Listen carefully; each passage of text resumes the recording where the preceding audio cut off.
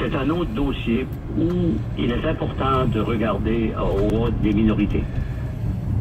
Maître Aucoin souligne que le droit de la famille est une priorité du gouvernement fédéral depuis quelques années.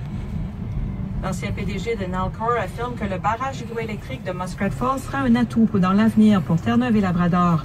Devant la commission qui se penche sur les ratés du projet, Ed Martin a déclaré aujourd'hui que le barrage hydroélectrique constitue toujours l'option la plus sensée pour assurer l'avenir énergétique de la province. Selon lui, une partie des critiques adressées au projet constitue de la foutaise. L'ex-PDG s'est par ailleurs fait rappeler à l'ordre par le président de la commission qui n'appréciait pas son ton impoli. L'audience s'est poursuivie après une pause. Et avant de terminer, Radio-Canada vient d'apprendre qu'au moins une personne du conseil d'administration des Jeux de la francophonie de Moncton-Dieppe en 2021 a remis sa démission. Il s'agit de la vice-présidente du conseil d'administration, Linda Schofield. Plus de détails à venir à nos prochains bulletins d'information. Vous êtes à l'écoute d'ici Radio-Canada, première.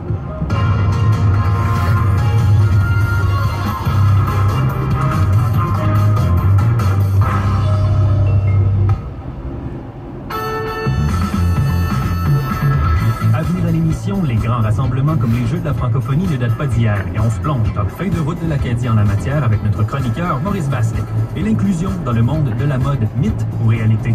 Tout ça et bien plus, l'heure de pointe Acadie.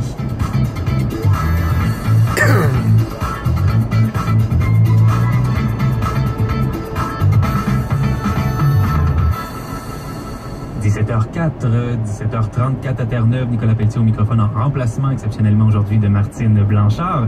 À cette deuxième heure d'émission, on a un menu tout aussi chargé que le premier autour de moi.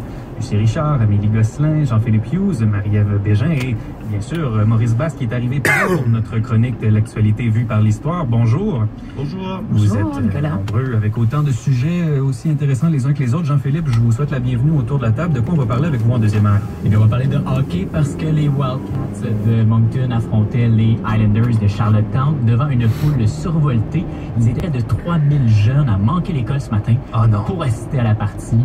Et un vrai match endiablé. Je vous en donne plus de détails plus tard dans l'émission. C'est Noël avant le temps, ça, on peut se le dire pour le moins. Marie-Ève, qu'est-ce que ça nous dit côté météo? Là, le soleil se couche. Est-ce que ça va venir avec la poudrerie? Je vous entendais dire tout à l'heure. Ça dépend vraiment des endroits. Au Nouveau-Brunswick, c'est assez calme cette nuit, mais à l'île du Prince-Édouard, ça brasse avec de la poudrerie et des risques de bourrasques de neige dans le comté d'Inverness aussi, au Cap-Breton, en Nouvelle-Écosse et dans le sud-est de Terre-Neuve. Faudra surveiller les conditions routières. Ça va être très difficile, mais la bonne nouvelle, c'est que demain déjà, c'est le retour au calme et on aura droit à du soleil. On l'attendait, cette bonne nouvelle, en tout cas. Jean-Philippe va venir nous parler de toute une bonne nouvelle pour ces enfants-là. Et moi, je voulais vous parler aujourd'hui de Noël qui s'en vient. On a parlé au Père Noël de confession juive qui rencontre des enfants musulmans tout à l'heure avec Anne-Marie. Et tout ça fait réfléchir... Amélie.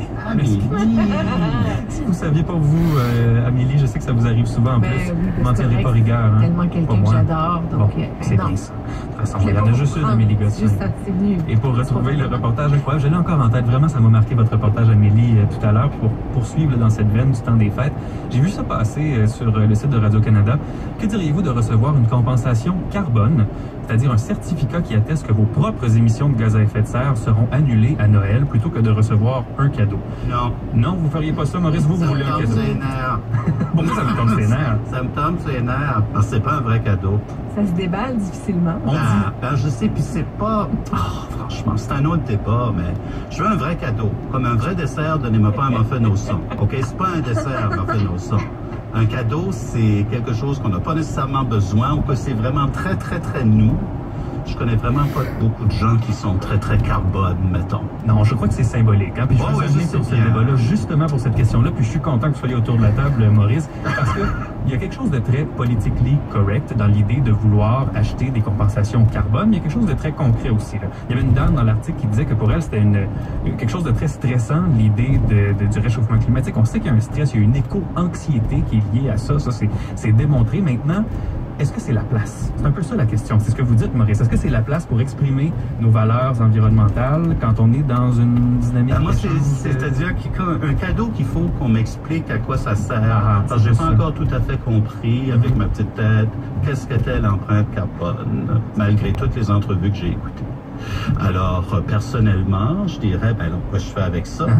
Puis vous pouvez pas l'utiliser, c'est pas un chèque. Non, le papier... c'est vrai. Je comprends ce que vous voulez dire. C'est dire, je précision là, pour les auditeurs, auditrices, c'est que l'idée, c'est de se dire, par exemple, on va acheter de planter 5 arbres à quelque part. Comme ça va compenser pour, par exemple, le voyage que j'ai fait ailleurs. Vous voyez, c'est un petit peu ça l'idée. La compensation carbone passe par des initiatives